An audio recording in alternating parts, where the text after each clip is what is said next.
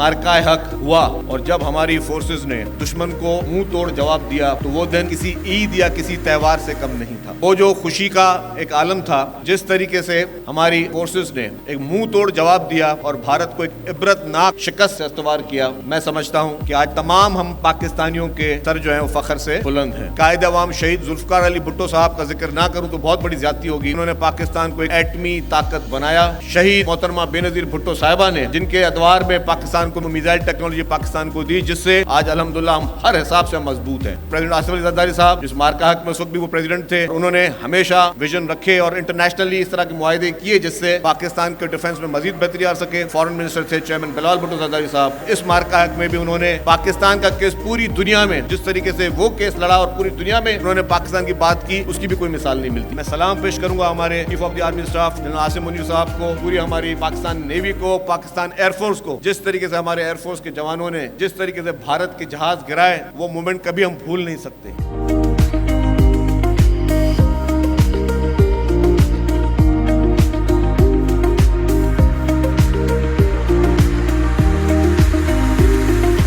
साल पहले जब भारत ने मैली आंख से हमारे मुल्क की तरफ देखा था, किस तरीके से हमारा पूरा मुल्क, हमारी सल्ला अफवाज, हमारी पॉलिटिकल लीडरशिप, हमारी मीडिया, हमारे नौजवान, हर एक शख्स मुत्तहिद होकर खड़ा हुआ। कुछ ही घंटों में मैं कहूँगा भारत को पता चल गया कि उसकी असली हैसियत क्या है। पाकिस्तान शायद बहुत ही कमजोर मुल्क बन चुका है। पाकिस्तान को हमने आइसोलेट किया हुआ है दुनिया से। उन्होंने ये बहाना करके और कोई सबूत तो पेश नहीं किया, लेकिन मई के पहले हफ्ते में उन्होंने मिलिट्री अग्रेशन शुरू की। खास तौर पे इस वक्त जब chief of defence forces, chief of army staff Asim Munir lead कर रहे हैं जिस तरीके से, कि ये कोई सोच सकता था आज से 1 साल पहले गल्फ में एक जंग होगी, इसराइल और अमेरिका हमला करेगा ईरान पे और उसके बाद सीज फायर पाकिस्तान कराएगा।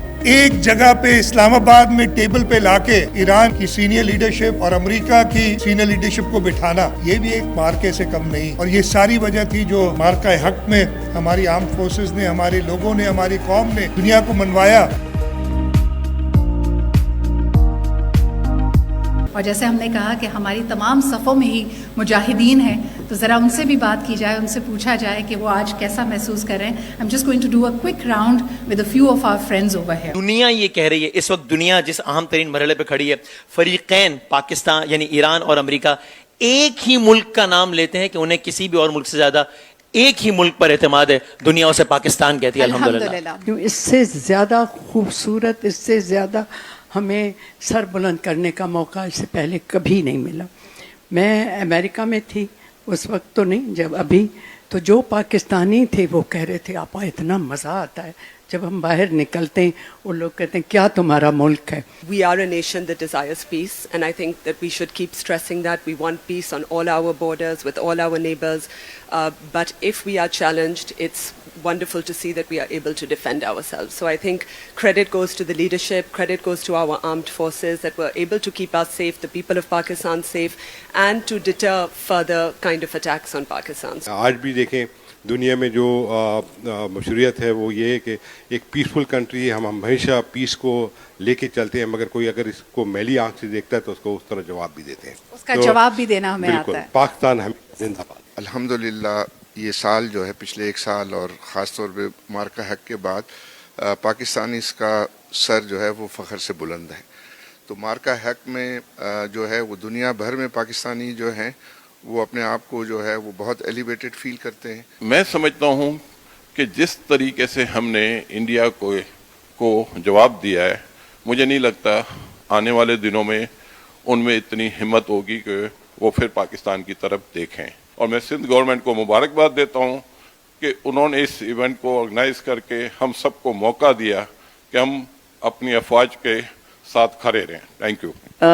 Luminaries such as Chairman Bilawal heading the charge, there is little to say, but I think we all know that Pakistan crossed a milestone that in May, and that milestone deserves to be celebrated, which you are doing. So I'm very grateful for that.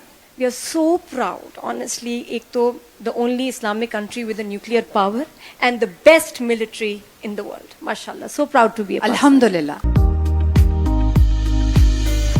Today, we do not merely mark the passage of time. We mark the endurance of a nation. We commemorate not just a victory, but the vindication, the very idea of Pakistan. 1 year ago, Pakistan stood at the edge of uncertainty. The drums of conflict echoed across our borders. The air was thick with fear, speculation, and the designs of those who believed Pakistan could be bent, Pakistan could be broken, or Pakistan could be bullied. They were wrong. They were wrong because they did not understand Pakistan. The spirit that was forged in 1947, tempered in adversity and strengthened in sacrifice. This victory was not the victory of weapons. It was a triumph of resolve. It was a triumph of unity. It was the triumph of people who refused to kneel. Victory is not measured territory held or battles won. Victory is measured by dignity preserved, by sovereignty defended, by the message sent to the world that Pakistan will never be coerced, will never be silenced, and Pakistan will never surrender. We are not a nation that bows before pressure. We are not a nation that compromises its sovereignty. We are a nation that rises again and again, stronger, prouder, and more united. Long live Pakistan. Long live the will of its people. Pakistan, Hamesha Zindabad.